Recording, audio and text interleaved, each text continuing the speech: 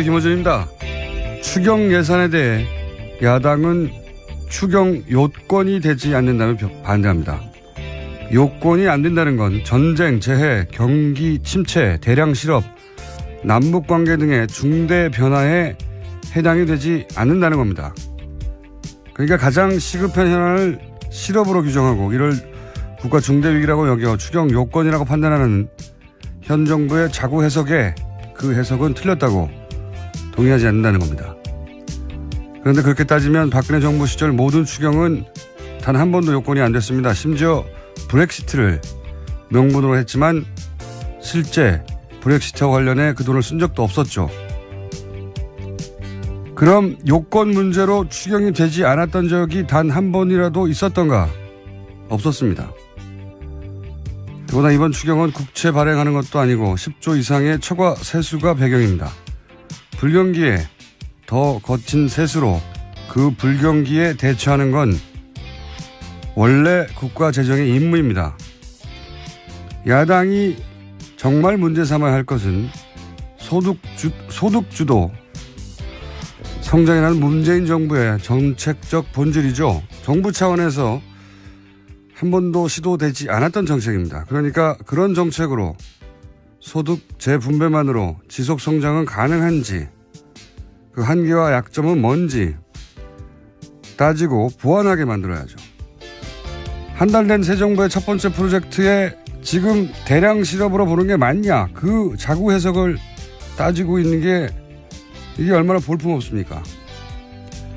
지금 야당 너무 못 싸웁니다. 잘 좀 싸웁시다. 김호준 생각이었습니다. 김은지입니다. 네. 야당이 잘 못 싸워서 제가. 어제부터 계속 걱정을 하고 계신 것 같아서요. 아니, 이게 이제 잘 싸워야 서로, 시사 방송도 할 말이 많고요. 저희도 먹고 살고 그렇거든요. 근데 이게 설득력이 떨어지는 쟁점으로 자꾸 싸우니까. 자, 첫 번째 뉴스는 뭡니까? 네, 청와대는 강경화 외교부 장관 임명을 가급적 빨리 매듭짓는다는 방침을 세웠습니다. 오는 29일 한미 정상회담과 다음 달 초 G20 정상회담 준비 때문에 외교부 장관 부재를 더 이상 방치할 수 없다라는 건데요. 이번 주 일요일 임명이 유력합니다. 지명 처리를 요구하고 있는 야3당은 강경화 후보자 임명까지 밀어붙이는 건 용납할 수 없다면서 반발하고 있습니다.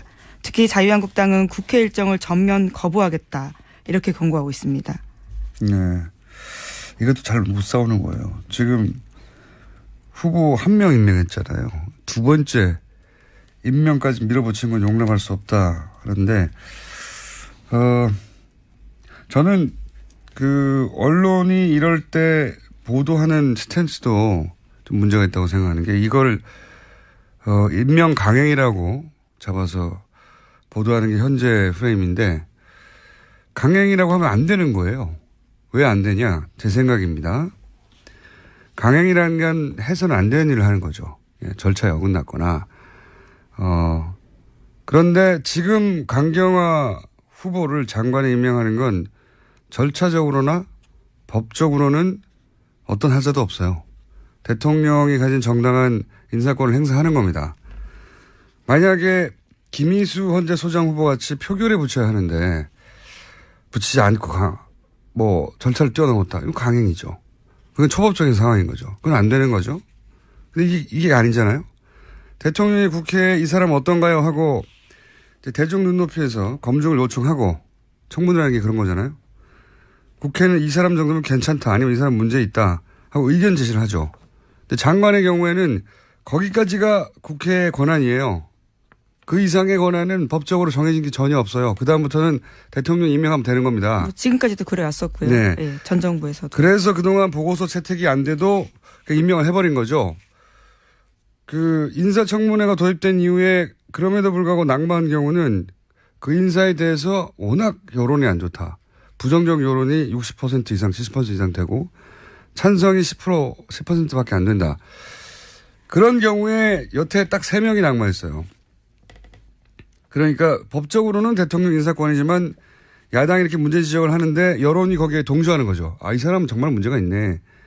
그러면 그런 여론 때문에 대통령이 처리한 케이스 딱 3번 있었던 거예요. 그것도 법적으로는 안 해도 되는데 국민 여론을 그렇게까지 거스르면서 이제 임명을 하면 대통령 자신의 지지율이 떨어지거든요. 그래서 국정 동력도 상실되니까 뭐 그래도 임명해 버리는 경우도 많이 있었지만 딱 3명 낙마했는데 이번엔 여론도 60% 이상이 임명을 찬성합니다. 그럼 이 상황에서는 거꾸로 국회가 억지를 부르는 거예요. 대통령의 정당한 인사권 행사를 하려고 하는데 여론도 그걸 지지하고 있는데 그걸 못하게 하는 거죠. 파국이라며. 그런데 이 상황에서 임명하는 게 어떻게 강행입니까? 강행이라고 그 프레임을 잡으면 안 되는 거고요. 현 정부를 상대로 야당이 여론조사에서 진 거예요. 그럼 대통령의 합법적, 절차적 문제없는 임명권을 인정해야 하는 겁니다. 예. 이걸 강행이라고 하면 안 되는 겁니다. 제가 보기에는 그래요. 이게 습관적으로 야당이 반대하면 강행이라고 하는데 뭐가 강행이죠? 야당이 잘 못 싸운다고 저는 봅니다. 계속해서. 예. 여론조사에서 지고 있고 여론조사에서 지고 있는 이유를 잘 모르는 것 같아요. 자, 다음 뉴스는요. 네, 어제는 전현직 인권대사 등 10명이 강경화 외교부 장관 후보자에 대한 지지 성명 발표했습니다. 이들은 성명에서 강 후보자는 유엔 사무총장들과 함께 유엔의 정책 전반을 다룬 경험을 지닌 유일무이한 한국의 대표적 외교 전문가다라면서 지지 이유를 밝혔는데요. 이번 성명에는 초대 인권대사를 지낸 박경서 동국대 석좌교수, 또 이석태 전 인권대사, 이정훈 현 북한 인권대사 등 10명이 참석했습니다. 저는 강경화 후보는 참 이상한 케이스라고 봐요. 이례적이고. 유엔 인권대사들이 이제는 다시 지서명한 거잖아요. 외교부 노조로 출발해서 외교부 장관들도 하고 그다음에 유엔 대사들도 하고 굉장히 전례를 벗어난 전문가 영역에서는 우리 언론에서 잡아내지 못한 강경화 후보의 경쟁력을 받거나 실력을 그들 사이에서 인정받는 부분이 있거나 이런 게 아니겠나 생각이 들거든요. 너무 이례적이어서. 근데 이제 너무 알려진 바가 없어요, 이분이. 생각해 보니까. 주로 외국에서 활동하다 보니까 그런 점이 좀 있을 텐데요. 왜 이런 분들이 자꾸 지지선언을 이례적으로 하는지는 임명되고 나면 꼭 제가 인터뷰를 해봐야 되겠습니다. 뉴스공장에 초대해서. 이상한 케이스라서. 임명되느냐 안 되느냐보다 저는 강경화 후보 자체에 대해서 궁금해졌어요. 예. 왜 이럴까요, 이분들이? 궁금하지 않습니까? 여러 차례 러브콜 보내줘서 꼭 인터뷰하셨으면 좋겠습니다. 물론 지금 한미 정상회담이랑 G20 등이 남아있긴 한데요. 그 그러니까 사이에. 예. 한미 정상회담 끝나자마자 저희하고 인터뷰 좀 하자는 얘기예요. 아니, 개인적으로 굉장히 신기합니다. 이런 일이 벌어지는 게. 특정 장관 후보가 이런 전방위적인 지지 선언을 공개적으로 받는 게 처음이라서. 자, 다음 뉴스는요. 네, 안경환 법무부 장관 후보자의 저서가 논란 중입니다. 왜곡된 성의식 담았다란 비판을 받고 있습니다. 안 후보자는 데이트 폭력에 대해서 언급하면서 남성의 폭력적 행위를 정당화하진 않았지만 폭력을 동원해서라도 최종 목적을 달성하고 싶은 것이 사내의 생리다라는 식의 남성의 행위를 생물학적 본능으로 표현한 부분이 나옵니다. 법무부 장관으로서 이 같은 성의식과 여성관이 적절하냐라는 지적이 나오고 있습니다. 그렇군요. 이번에 책에서 이런 걸 썼다는 거죠? 네, 어제부터 계속 화제가 되고 있습니다. 저도 그 화제가 된 문제가 된 부분들 읽어봤는데 남성적 혹은 뭐 가부장적 가치를 옹호하는 게 아니라 남성으로서 그걸 비판하면서 그런 맥락에서 나온 표현도 있는지 앞뒤가 맥락이 잘린 채 이 부분만 문제되고 있는 걸로 저는 읽었는데 이건 제가 보기에는 제가 할 말이 아니고 안경환 법무부 장관 후보자가 청문회에서 설명을 하겠죠. 네. 네, 독자의 판단 맡기겠다고 어제 아침에 설명했습니다. 네, 저도 해당 부분을 읽어봤는데 이와간 청문회 이 청문회 재밌을 것 같습니다. 어떤 의미에서. 자, 다음 뉴스는요. 네, 어제 김기춘 전 실장 재판에 김종 전 차관이 증인으로 나왔습니다. 김종 차관은 2015년 1월쯤 김기춘 전 실장이 최순실 씨와 그의 딸 잘 지내냐며 안부를 물은 적이 있다라고 진술했습니다. 이거는 뭐랄까요. 그 김기춘 전 비서실장이 나는 모른다고 해왔던. 예, 지금까지 계속 모른다고 해왔고요. 네. 노래까지 나왔죠. 모릅니다라고요. 예, 뉴스공장에서 틀은 바도 있습니다. 아, 법구라지였나요? 모릅니다였나요? 예. 네네. 하여튼 계속 모른다고 예. 했던. 근데 이제 김종 전 차관은 최순실 씨를 만날 때 고수부지 같은 데서 비밀리에 대포폰을 이용해서 아무도 모르게 만났다고 했거든요. 그런데 김기춘 전 비서실장은 그렇게 비밀리에 만나고 있는 김종 차관의 그 최순실 씨와의 만남을 알고 있다는 거잖아요. 게다가 그 만남의 내용이 정유라 씨에 관련된 것이라는 것을 알고 있어서 정유라 씨 소식도 김종 차관이 알고 있다는 것을 알고 있었다는 거잖아요. 네, 그런 안부를 물었다라는 거고요. 게다가 평상 김종 전 차관이 어제 한 증언을 보면 이런 내용도 있습니다. 최순실 씨와의 대화를 김기춘 전 실장에게 직접 보고한 적이 있다. 이렇게까지 밝혔거든요. 법정에서 어떻게 판단할지는 모르겠는데 김종 전 차관의 증언을 더 신빙성 있게 받아들이지 않겠다. 저는 정황이 그렇습니다. 그런 증언이 나왔다는 거고요. 자, 다음 뉴스는요. 네, 법원이 재판을 중계방송할 수 있게 허가하는 게 좋을지에 대해서 대법원 산하 법원행정처가 판사들에게 설문조사했습니다. 그에 대한 답변이 나왔는데 1,000명이 넘는 판사들이 참여했고 재판 과정 일부 혹은 전부를 중계하자란 판사가 680명이 넘었습니다. 그러니까 전체 67%가 찬성을 한 겁니다. 전체는 아닐지 몰라도 어쨌든 재판 과정 일부가 중계될 수도 있겠네요, 이제. 그럼 또 양상이 좀 달라질 거라고 봅니다. 법정에 직접 가서 재판 과정을 지켜보는 사람이 그렇게 많지 않거든요. 예, 쉽지 않습니다. 그리고 실제 지금 하고 싶어도 쉽지 않고요. 예, 뽑아야 되는데요. 그 뽑히는 확률이 아직까지는 좀 경쟁률이 있습니다. 그렇게 되면 그 재판정에서 검찰과 변호인단의 긴장도도 굉장히 올라갈 것이고 생중계되고 있으니까 피고석에 앉아있는 분들도 굉장히 긴장하겠네요. 웃음은 더 이상 나오지 않을 것 같습니다. 네, 졸기도 쉽지 않은 상황이죠. 그건 참기 힘들어요. 아, 그런가요? 참으셨다면서요. 참기 힘들어요. 근데. 예. 그 자리도 좁고 계속 정자세에 앉아 있어서 졸지 않기 힘듭니다. 자, 다음 뉴스는요. 네, 정동춘 전 K스포츠재단 이사장이 재단 출연금 275억 원 등을 인출 시도했다라는 보도가 나왔습니다. K스포츠재단에 따르면 정 전 이사장은 올해 초 이사회에 해임당했는데 법원에다가 이에 대해서 가처분 신청 냈거든요. 가처분 신청 결과 이사장은 아니지만 이사로서는 지위를 유지할 수 있다라는 내용이 나오자 정 전 이사장이 이 내용을 들고 재단에 찾아가서 자신이 다시 이사장이 됐다 이렇게 소란을 피웠고요. 또 다음 날에는 그것을 들고 은행에 찾아가서 자금 인출 가능한지 물었다고 합니다. 그러니까 반쯤은 맞는 얘기네요. 왜냐하면 법원이 이사회 결의가 이사장 새 신임 이사장을 뽑았는데 이사장 임기는 끝난 건 맞다. 그렇죠. 그거는 이제 정동춘 전 이사장 이야기가 틀린 것이고 자기는 계속 이사장이라고 했으니까. 하지만 상임이사 지위는 유지할 수 있다. 상임이사 3명 중에 1명. 예, 아직은 임기가 남아있기 때문입니다. 두 개가 임기가 다르거든요. 그런데 여기서 법원의 결정문 취지하고는 다르게 내가 다시 이사장이 됐다고 주장을 했네요. 예. 네, 적절하지 않은 이야기입니다. 심지어 가처분 결과가 그런 거고요. 본안 소송은 또 들어가거든요. 어떻게 될지 아직 모르는데 그 내용을 들고 나타나서 소란을 피웠다라는 겁니다. 중요한 건 소란을 피웠다는 것보다는 그걸 들고 은행에 가서 K스포츠 재단에 남아있는 275억을 뽑으려고 했다는 거잖아요. 네. 이거는 이해가 안 가네요. 서로 이사장이라고 하더라도 이 돈을 개인적으로 다 뽑을 수가 있나? 은행은 당연히 거부했겠죠? 네, 법인계좌 자금 인출 요구 거부했습니다. 이건 수사의 영역 아닙니까? 굉장히 이상한 시도인데요. K스포츠 재단에 있는 재단 출연금이 자기 개인 돈도 아닌데 이걸 이상하네요. 이 사안 한번 들여다봐야 될 것 같습니다. 자, 이런 보도가 있었습니다. 앞으로 저희도 관심을 가지고 지켜보겠습니다. 다음 뉴스는요. 네, 참, 이 덕분에 노승일 씨가 급여를 못 받고 있었죠. 네, 계속 지금 돈이 묶여 있어서요. 예. 여러 명이 다 못 받고 맞습니다. 있습니다. K스포츠 재단 직원들요. 아무도 못 받고 있었어요. 다음 뉴스는요.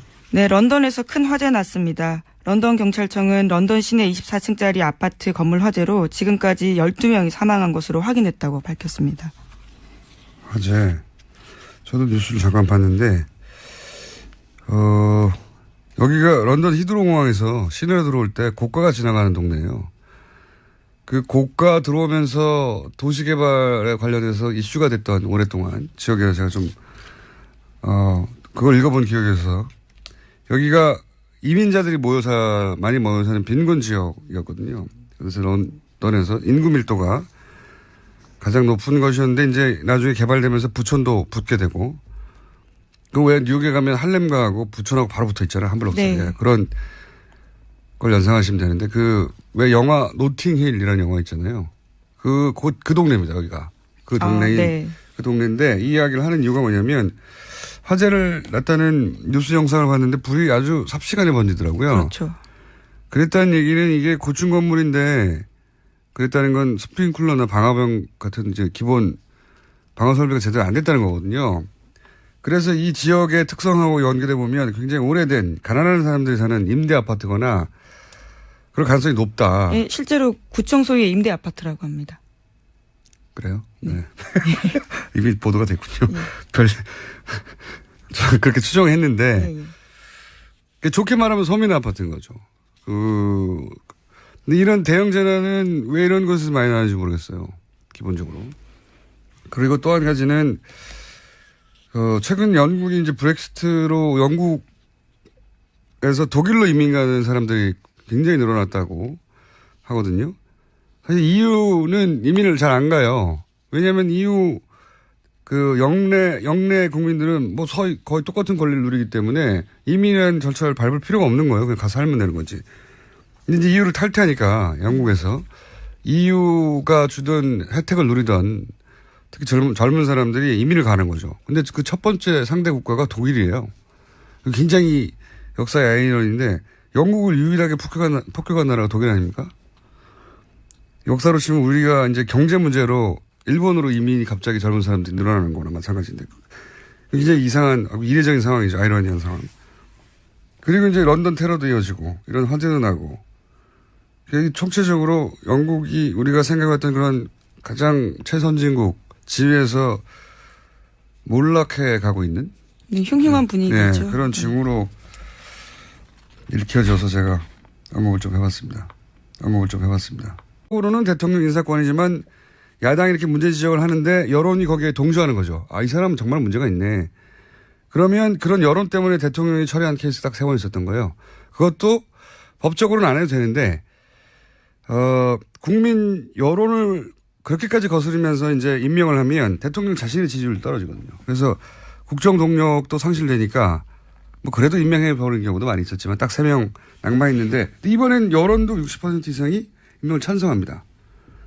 그럼 이 상황에서는 거꾸로 국회가 억지를 부르는 거예요. 대통령의 정당한 인사권 행사를 하려고 하는데 여론도 그걸 지지하고 있는데 그걸 못하게 하는 거죠.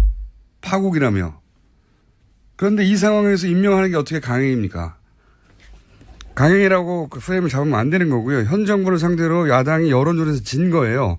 그럼 대통령의 합법적, 절차적 문제없는 임명권을 인정해야 하는 겁니다. 예. 이걸 강행이라고 하면 안 되는 겁니다. 제가 보기에는 그래요. 이게 습관적으로 야당이 반대하면 강행이라고 하는데 뭐가 강행이죠? 야당이 잘 못 싸운다고 저는 봅니다. 계속해서. 예. 여론조사에서 지고 있고 여론조사에서 지고 있는 이유를 잘 모르는 것 같아요. 자, 다음 뉴스는요. 네, 어제는 전현직 인권대사 등 10명이 강경화 외교부 장관 후보자에 대한 지지 성명 발표했습니다. 이들은 성명에서 강 후보자는 유엔 사무총장들과 함께 유엔의 정책 전반을 다룬 경험을 지닌 유일무이한 한국의 대표적 외교 전문가다라면서 지지 이유를 밝혔는데요. 이번 성명에는 초대 인권대사를 지낸 박경서 동국대 석좌 교수, 또 이석태 전 인권대사, 이정훈 현 북한 인권대사 등 10명이 참석했습니다. 저는 강경화 후보는 참 이상한 케이스라고 봐요. 이례적이고. 유엔 인권대사들이 이제는 다시 지성명한 거잖아요. 외교부 노조로 출발해서 외교부 장관들도 하고 그다음에 유엔 대사들도 하고 굉장히 전례를 벗어난 전문가 영역에서는 우리 언론에서 잡아내지 못한 강경화 후보의 경쟁력을 받거나 실력을 그들 사이에서 인정받는 부분이 있거나 이런 게 아니겠나 생각이 들거든요. 너무 이례적이어서. 근데 이제 너무 알려진 바가 없어요, 이분이. 생각해 보니까. 주로 외국에서 활동하다 보니까 그런 점이 좀 있을 텐데요. 왜 이런 분들이 자꾸 지지선언을 이례적으로 하는지는 임명되고 나면 꼭 제가 인터뷰를 해봐야 되겠습니다. 뉴스공장에 초대해서. 이상한 케이스라서. 임명되느냐 안 되느냐보다 저는 강경화 후보 자체에 대해서 궁금해졌어요. 예. 왜 이럴까요, 이분들이? 궁금하지 않습니까? 여러 차례 러브콜 보내줘서 꼭 인터뷰하셨으면 좋겠습니다. 물론 지금 한미 정상회담이랑 G20 등이 남아있긴 한데요. 그 그러니까 사이에. 예. 한미 정상회담 끝나자마자 저희하고 인터뷰 좀 하자는 얘기예요. 아니, 개인적으로 굉장히 신기합니다. 이런 일이 벌어지는 게. 특정 장관 후보가 이런 전망이. 김호준입니다. 추경 예산에 대해 야당은 추경 요건이 되지 않는다면 반대합니다. 요건이 안 된다는 건 전쟁, 재해, 경기 침체, 대량 실업, 남북관계 등의 중대 변화에 해당이 되지 않는다는 겁니다. 그러니까 가장 시급한 현안을 실업으로 규정하고 이를 국가 중대위기라고 여겨 추경 요건이라고 판단하는 현 정부의 자구 해석에 그 해석은 틀렸다고 동의하지 않는다는 겁니다. 그런데 그렇게 따지면 박근혜 정부 시절 모든 추경은 단 한 번도 요건이 안 됐습니다. 심지어 브렉시트를 명분으로 했지만 실제 브렉시트와 관련해 그 돈을 쓴 적도 없었죠. 그럼 요건 문제로 추경이 되지 않았던 적이 단 한 번이라도 있었던가? 없었습니다. 그보다 이번 추경은 국채 발행하는 것도 아니고 10조 이상의 초과 세수가 배경입니다. 불경기에 더 거친 세수로 그 불경기에 대처하는 건 원래 국가 재정의 임무입니다. 야당이 정말 문제 삼아야 할 것은 소득주도 성장이라는 문재인 정부의 정책적 본질이죠. 정부 차원에서 한 번도 시도되지 않았던 정책입니다. 그러니까 그런 정책으로 소득 재분배만으로 지속 성장은 가능한지, 그 한계와 약점은 뭔지, 인명 강행이라고 잡아서 보도하는 게 현재 프레임인데, 강행이라고 하면 안 되는 거예요. 왜 안 되냐? 제 생각입니다. 강행이라는 건 해서는 안 되는 일을 하는 거죠. 예, 절차에 어긋났거나. 그런데 지금 강경화 후보를 장관에 임명하는 건 절차적으로나 법적으로는 어떤 하자도 없어요. 대통령이 가진 정당한 인사권을 행사하는 겁니다. 만약에 김희수 헌재 소장 후보 같이 표결에 붙여야 하는데 붙이지 않고 절차를 뛰어넘었다. 이건 강행이죠. 그건 초법적인 상황인 거죠. 그건 안 되는 거죠. 근데 이게 아니잖아요. 대통령이 국회에 이 사람 어떤가요? 하고 대중 눈높이에서 검증을 요청하고 청문회라는 게 그런 거잖아요. 국회는 이 사람 정도면 괜찮다. 아니면 이 사람 문제 있다. 하고 의견 제시를 하죠. 근데 장관의 경우에는 거기까지가 국회의 권한이에요. 그 이상의 권한은 법적으로 정해진 게 전혀 없어요. 그다음부터는 대통령 임명하면 되는 겁니다. 지금까지도 그래왔었고요. 네. 네, 전 정부에서도. 그래서 그동안 보고서 채택이 안 돼도 임명을 해버린 거죠. 그 인사청문회가 도입된 이후에 그럼에도 불구하고 낙마한 경우는 그 인사에 대해서 워낙 여론이 안 좋다. 부정적 여론이 60% 이상, 70% 이상 되고 찬성이 10%밖에 안 된다. 그런 경우에 여태 딱 3명이 낙마했어요. 그러니까 법적 따지고 보완하게 만들어야죠. 한 달 된 새 정부의 첫 번째 프로젝트에 지금 대량 실업으로 보는 게 맞냐. 그 자구 해석을 따지고 있는 게 이게 얼마나 볼품없습니까. 지금 야당 너무 못 싸웁니다. 잘 좀 싸웁시다. 김호준 생각이었습니다. 김은지입니다. 네. 야당이 잘 못 싸워서 제가. 어제부터 계속 걱정을 하고 계신 것 같아서요. 아니, 이게 이제 잘 싸워야 서로, 시사방송도 할 말이 많고요. 저희도 먹고 살고 그렇거든요. 근데 이게 설득력이 떨어지는 쟁점으로 자꾸 싸우니까. 자, 첫 번째 뉴스는 뭡니까? 네, 청와대는 강경화 외교부 장관 임명을 가급적 빨리 매듭짓는다는 방침을 세웠습니다. 오는 29일 한미 정상회담과 다음 달 초 G20 정상회담 준비 때문에 외교부 장관 부재를 더 이상 방치할 수 없다라는 건데요. 이번 주 일요일 임명이 유력합니다. 지명 처리를 요구하고 있는 야3당은 강경화 후보자 임명까지 밀어붙이는 건 용납할 수 없다면서 반발하고 있습니다. 특히 자유한국당은 국회 일정을 전면 거부하겠다 이렇게 권고하고 있습니다. 네, 이것도 잘 못 싸우는 거예요. 지금 후보 1명 임명했잖아요. 두 번째 임명까지 밀어붙인 건 용납할 수 없다. 그런데 저는 그 언론이 이럴 때 보도하는 스탠스도 좀 문제가 있다고 생각하는 게 이걸